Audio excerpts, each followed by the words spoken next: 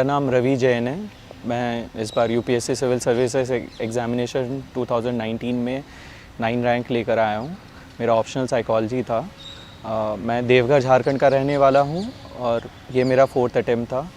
इससे पहले मैंने प्रीलिम्स पहले अटेम्प्ट में मेरा प्रीलिम्स से निकला था, उसके बाद से हर बारी मैं इंटरव्यू फेस कर चुका हूँ। ये तीसरा इंटरव्यू था। मैं दिल्ली नॉलेज ट्रैक के माध्यम के द्वारा आपको अपने पूरे यूपीएससी के जर्नी के स्ट्रैटेजी और मतलब मेरी जर्नी क्या रही वो बताऊंगा। शुरुआत करते हैं प्रीलिम्स से। प्रीलिम्स के लिए सबसे पहले तो सभी को सिलेबस देखना चाहिए, क्या क्या सिलेबस की रिक्वायरमेंट है। प्रीवियस से क्वेश्चंस देख सकते हैं इनिशियली कि क्या लेवल ऑफ क्वेश्चंस आते हैं UPSC civils exams prelims examination में। तो बेसिकली जब सिलेबस देख ले तो फोकस होना चाहिए कोर जो बुक्स होती है, जो बेसिक बुक्स हैं उस पर। एनसीईआरटी से शुरुआत करा जा सकता है। जैसे पॉलिटी के लिए 6, 7, 8, 9 की एनसीईआरटी और लक्ष्मीकांत पढ़ा जा सकता है। और इकोनॉमिक्स के लिए जो भी बेसिक बुक्स है एनसीईआरटी 11, 12 के अलावा, और बाकी भी जो भी मॉडर्न हिस्ट्री के लिए जैसे स्पेक्ट्रम बुक पढ़ा जा सकता है। तो ये सब बेसिक बुक्स पढ़ने हैं। एंड फिर जब एक बार 2 बार आपका सिलेबस हो जाएगा, अगर आपको नीड है तो नोट्स बना सकते हैं अपने शॉर्ट नोट्स क्विक रिविजन के लिए। Otherwise if you don't feel the need तो आप क्वेश्चन टेस्ट सीरीज़ कर सकते हैं सॉल्व, जिससे आप प्रैक्टिस कर सकते हैं। एंड मतलब आपको क्योंकि नेगेटिव मार्किंग है, इससे आपको पता चल रहेगा कि कितने क्वेश्चंस अटेम्प्ट करने चाहिए और कितने नहीं चाहिए और क्या स्ट्रैटेजी होनी चाहिए। मेन बुक लिस्ट के लिए तो मैं मतलब न्यूज़पेपर तो पढ़ना ही चाहिए मेरे ख्याल से। इंडियन एक्सप्रेस या हिंदू, जो भी मतलब एस्पिरेंट पढ़ना चाहिए, जो जिनमें भी उनको इंटरेस्ट आता है। और मंथली करंट अफेयर मैगज़ीन पढ़ा जा सकता है, काफ़ी सारे आते हैं। जैसे विजन आईएएस एक होता है जिसको मैं फॉलो करता था। और बाकी बेसिक बुक्स में है पॉलिटी के लिए लक्ष्मीकांत पढ़नी होती है। इकोनॉमिक्स के लिए मृणाल के वीडियोस देखा जा सकता है, या फिर श्रीराम सर के नोट्स आते हैं श्रीराम एकेडमी के, वो पढ़ा जा सकता है। इन्वायरमेंट के लिए शंकर आईएएस की बुक आती है, वो पढ़ सकते हैं। ज्योग्राफी के लिए एनसीईआरटी 11 और 12 सफिशिएंट है, उसके अलावा मृणाल के वीडियोस देख सकते हैं। साइंस एंड टेक के लिए करंट अफेयर से हो जाएगा। और मॉडर्न हिस्ट्री के लिए जैसा मैंने बताया था स्पेक्ट्रम पढ़ने की आवश्यकता है। और एंशिएंट मिडिवल के लिए जो पुराने एनसीईआरटीज़ है वो करके और क्वेश्चंस करेंगे तो उससे कवरेज हो जाएगा। देखिए, इसमें एक गलती है कि मल्टीपल रिसोर्स लोग बना लेते हैं। मैं तो मानता हूँ कि जो भी बेसिक बुक्स है वो पढ़ेंगे तो उससे काफ़ी कवरेज हो जाता है। उसी को मल्टीपल टाइम्स पढ़े। हाँ, नॉलेज के लिए एग्जॉस्टिव नहीं हो सकता है कि कुछ एक मतलब जैसे मॉडर्न हिस्ट्री के लिए स्पेक्ट्रम, उसके बाहर के भी नोट्स मतलब सिलेबस क्वेश्चंस आ सकते हैं। तो वो क्वेश्चंस के थ्रू और अंडरस्टैंडिंग के थ्रू उसको अप्रोच करा जा सकता है। क्योंकि मेरा ये मानना है कि प्रीलिम्स में लगभग 30-40% क्वेश्चंस ही कोई भी एस्पिरेंट 100% श्योरिटी से जानता है। बाकी में आपको स्मार्ट गैस करना है, इसके लिए प्रैक्टिस होने की ज़रूरत है। अब आते हैं मेंस पे, तो GS 1 से स्टार्ट करते हैं।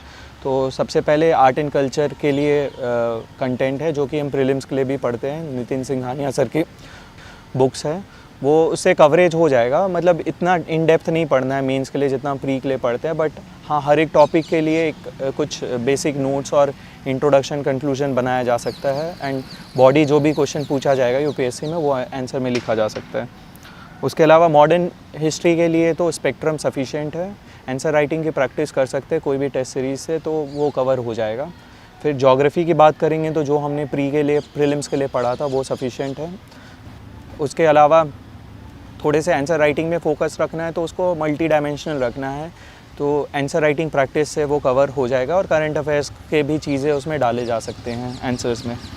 फिर सोशल इश्यूज़ है एक टॉपिक, तो वो एनसीईआरटी 11, 12 की एनसीईआरटी है, उससे कवर करा जा सकता है। बाकी मैंने विजन का वैल्यू एडेड मटेरियल पढ़ा था, उसमें क्वेश्चन भी होते हैं विजन के पुराने ईयर्स के और यूपीएससी के भी, तो उससे भी कवरेज हो सकता है। वो एक वर्ल्ड हिस्ट्री का टॉपिक है जो कि विजन आईएएस का मटेरियल है, उससे कवर किया जा सकता है।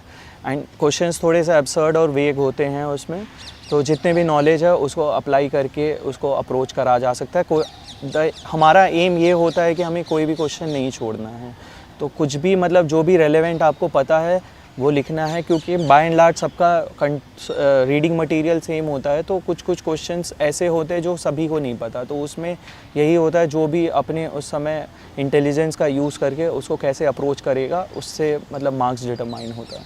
अब आते हैं GS2 में, तो जो उसमें पॉलिटी का पार्ट है वो लक्ष्मीकांत से कवर हो जाएगा। एंड करंट अफेयर्स के लिए विजन IAS का जो भी मटेरियल है उससे कवरेज कर सकते हैं, जो करंट अफेयर्स का मटेरियल होता है। बाकी जो गवर्नेंस का टॉपिक है वो विजन IAS का मटेरियल या कोई भी मटेरियल जहाँ पे टॉपिक वाइज जो भी सिलेबस के टॉपिक्स है उससे कवरेज दिया है उससे कवर किया जा सकता है। इंटरनेशनल रिलेशन में तो फोकस सिर्फ करंट अफेयर्स पे होना चाहिए। कुछ कुछ टॉपिक जो भी करंट कंटेम्प्रेरी चल रहे हैं, RCP हो गया, India US relationship, India China relationship, ऐसे भी जो भी न्यूज़ में उसके लिए फॉर्डर कंटेंट पहले से बनाया जा सकता है और जब एग्ज़ाम में आएगा तो हम उसके मुताबिक लिख देंगे। अब GS3 की बात करेंगे तो इसमें इकॉनमी के लिए तो करंट अफेयर्स ही सफिशिएंट है। उसके लिए जो भी करंट का डेटा चल रहा है, GDP से रिलेटेड, सेविंग रेट से रिलेटेड, इन्वेस्टमेंट रेट से रिलेटेड, उसका एक नोट्स बनाया जा सकता है जो कि आंसर्स में उसको मतलब वैल्यू ऐड करने के लिए, ब्राउनी पॉइंट्स डालने के लिए यूज़ करा जा सकता है। उसके अलावा आंसर्स के थ्रू लोग मतलब कवर करा जा सकता है। और GS3 के बाद इंटरनल सिक्योरिटी की बात करेंगे तो टाटा मैग्रो हिल की बुक है जिससे हम इंटरनल सिक्योरिटी कवर कर सकते हैं। और जो भी विजन का मीन्स 365 है उससे कवर हो जाता है सिक्योरिटी इश्यूज़। डिज़ास्टर मैनेजमेंट में अगर ARC रिपोर्ट पढ़ सकते हैं डिज़ास्टर मैनेजमेंट की, तो वो अच्छा है, उससे समरी बनाएं और जो भी करंट अफेयर्स में जो भी डिज़ास्टर न्यूज़ में रहा है उसके लिए स्पेशली फ़ोकस कर लें, NDMA की गाइडलाइंस देख लें। और वो बाय एंड लार्ज इसमें एक तरीके से फॉर्डर बनाया जा सकता है कि क्या स्टेजेस ऑफ डिज़ास्टर मैनेजमेंट होते हैं, जैसे preparedness, mitigation, rehabilitation, relief etcetera, जो भी 6 स्टेजेस ऑफ डिज़ास्टर मैनेजमेंट है उस पर कंटेंट बनाया जा सकता है। क्योंकि क्वेश्चंस का पैटर्न ऑलमोस्ट रिपीट ही होता है, खाली जो भी रेलेवेंट कंटेंट है उसके हिसाब से हमें मॉडिफाई करना होता है अपने आंसर्स को। और उसके अलावा साइंस एंड टेक को करंट अफेयर्स से ही कवर करा जा सकता है।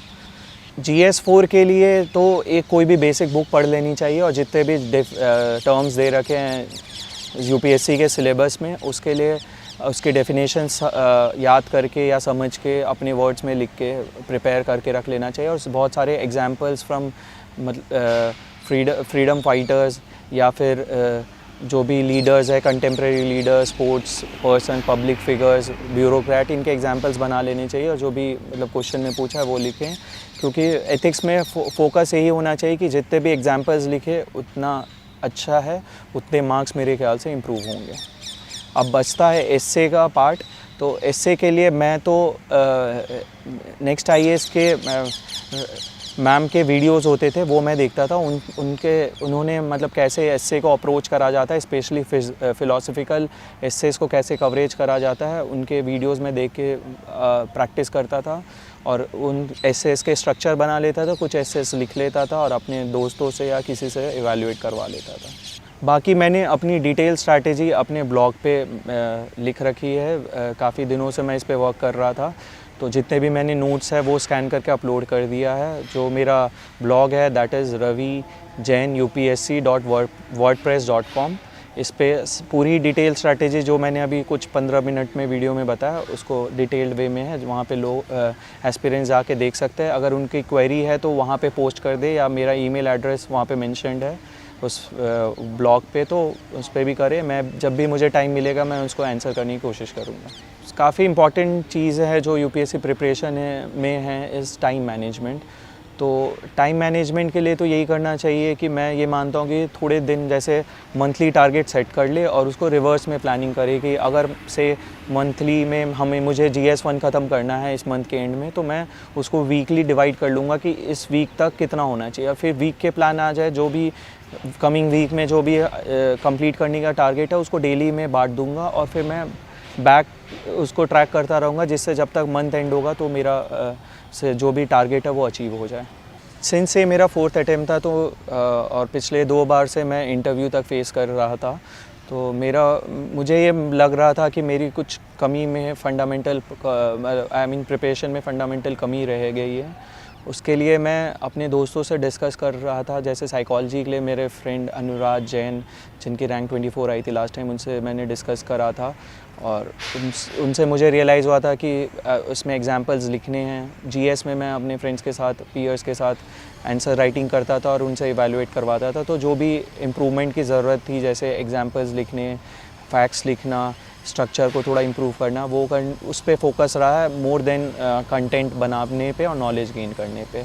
तो अगर कोई मतलब मेरे जैसे रहे जिनको थोड़ा ज़्यादा अटेम्प्ट लग रहा है, तो वो अपने आंसर राइटिंग स्किल पे ज़्यादा फोकस करे, अगर उनको लगता है कि उनका नॉलेज सफिशिएंट है एंड वो डिसेंट आंसर लिख सकते हैं। अब हम इंटरव्यू की बात करेंगे। एज सच तो यूपीएससी इंटरव्यू को पर्सनालिटी टेस्ट बोलती है and it is more of overall personality of the person. So knowledge, हम जब इंटरव्यू देते तो हमारा फोकस सिर्फ कंटेंट ऑफ द आंसर में चला जाता है, जबकि फोकस होना चाहिए कि हम कैसे अप्रोच करते हैं, अगर हमें नहीं आता है तो कितने सिंसियरिटी से उसको ना बोलते हैं, वैसे होता है। मुझे भी काफ़ी सारे क्वेश्चंस जो इंटरव्यू में पूछे गए थे मुझे नहीं आते थे, तो मैंने उनको एज सच खुद मना ही कर दिया था कि मुझे नहीं पता है। और बाकी मेरे हिसाब से इंटरव्यू में होना चाहिए कि आपको खुद को अच्छे से एक्सप्रेस करना चाहिए और जो भी आंसर्स दे रहे हैं ऑनेस्टली देने चाहिए। प्रिटेंशियस होने की ज़रूरत नहीं है। काफ़ी एक्सपीरियंस के लोग वहाँ बैठे होते हैं, उनको मतलब दे कैन सी थ्रू, इसीलिए प्रिटेंशियस नहीं होनी चाहिए। मॉक इंटरव्यूज़ दिए जा सकते हैं। मेरे हिसाब से 3 से 4 या 5 मैक्सिमम मॉक इंटरव्यूज़ सफिशेंट है। कुछ जो भी मॉक इंटरव्यू देते हैं उसमें फ़ोकस होना चाहिए कि इम्प्रूव कैसे करें, जो पिछले मॉक में गलतियां की उसको कैसे इम्प्रूव करें, कैसे उस पर वर्क करा जाए। अगर कुछ ऐसा फीडबैक भी दिया जाता है जो डिमोटिवेटिंग होता है, उसको सीरियसली ना ले। अपने किसी जो भी आपके शुभ चिंतक है उनसे पूछे कि मतलब ये फ़ीडबैक सही है, अगर जेन्युइन है तो उस पर वर्क करें, अगर आपको लगता है कि वो फ़ीडबैक जेन्युइन नहीं है तो उसको इग्नोर करके आगे बढ़ना चाहिए। बाकी इंटरव्यू में कॉन्फिडेंट होंगे तो ईज़िली सेल थ्रू हो जाएगा। मैंने अपने प्रिपरेशन में 3 बार इंटरव्यू दिया था, तो मैंने मॉक इंटरव्यूज़ दिए थे। मैं 5 से 6 मतलब शुरू वाले अटेम्प्ट में तो 5 से 6 मॉक दिए थे पर ईयर। इस बार क्योंकि कोरोना की स्थिति थी तो ज़्यादा मॉक इंटरव्यू दे नहीं पाया था, उसमें भी जो भी ज़्यादा दिए थे वो ऑनलाइन ही थे। तो एज सच मॉक इंटरव्यू की ज़रूरत होती है सिर्फ इम्प्रूवमेंट के। अगर आपके पास एक्सेस नहीं है तो इसके लिए डिसअपॉइंट नहीं होना चाहिए। कोई भी आपके फ्रेंड्स फैमिली उनके पास इंटरव्यू देने की प्रैक्टिस कर लेनी चाहिए, वो भी सफिशिएंट होगा।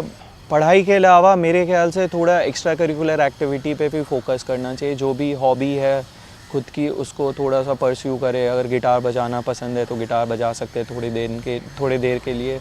अगर टीवी सीरीज़ देखना है तो थोड़ा बहुत देख सकते हैं उसको, मतलब इतना नहीं हो कि पूरे टाइम हम वही देख रहे हैं। और बाकी दोस्तों से बात कर सकते हैं, फ्रेंड से बात कर सकते हैं।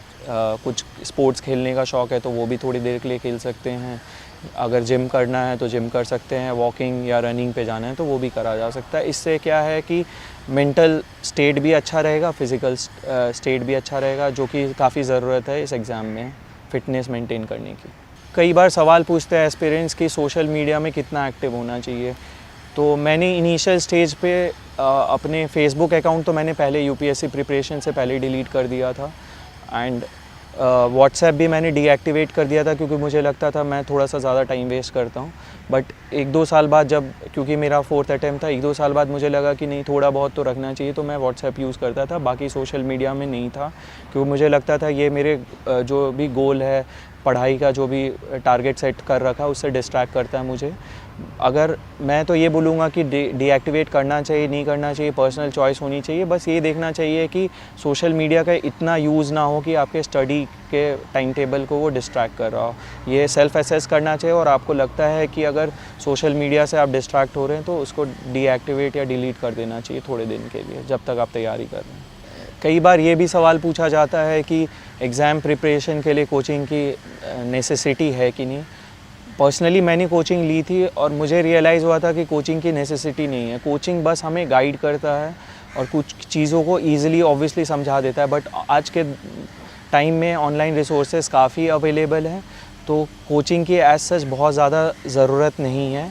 अगर आपके पास रिसोर्सेज है और आप मतलब बड़े शहर में रहते हैं तो आप कोचिंग कर सकते हैं, तो आपको अगर नीड है तो आप कर लें। लेकिन अगर बहुत ज़्यादा सैक्रिफाइसेस लेकर आप कोचिंग ज्वाइन करते तो मेरे हिसाब से उसको अवॉइड करा जा सकता है। ऑनलाइन रिसोर्सेज हैं, काफ़ी टॉपर्स अपनी स्ट्रैटेजी शेयर करते हैं, वो आप फॉलो करें, आप समझें, उससे भी होगा। और किसी को भी कांटेक्ट करें, काफ़ी टॉपर्स रिप्लाई भी करते हैं, सोशल मीडिया में करेंगे या मेल पे करेंगे या ब्लॉग पे करेंगे, तो उससे आप अपने डाउट क्लियर कर सकते हैं। बल्कि मैं मानता हूँ कि ये यूपीएससी की जर्नी ऐसे भी है कि लोग अपने ही रास्ते खुद बनाते हैं। तो छोटे छोटे जो डाउट्स आ रहे हैं वो खुद ही रिजॉल्व करने की कोशिश करिए। जो ऐसे डाउट्स है जो आपके मन में बार बार आते हैं, आप उसका समाधान नहीं ढूंढ पाते हैं, तो किसी टॉपर को अप्रोच करें, they will definitely help you. मैंने ये वीडियो बनाया है कि मैं अपनी जर्नी शेयर कर पाऊँ बाकी एस्पिरेंट्स से। मैं ये डिस्क्लेमर भी देना चाहूँगा कि जो भी आपको रेलेवेंट लगता है मेरी बातों को, वो अडाप्ट करें या कोई भी अडॉप्ट करे, और या कोई भी और टॉपर्स भी कुछ भी मतलब अपनी जर्नी शेयर करते हैं, उसमें भी आपको वही पिक करना चाहिए जो आपके लिए रेलेवेंट है। और कोशिश करें कि अपनी स्टोरी खुद लिखें, अपनी जर्नी खुद बताएं। और मैं ऑल द बेस्ट कहूँगा लास्ट में तो, कि जैसा भी रहे अच्छा करे। Thank you so much.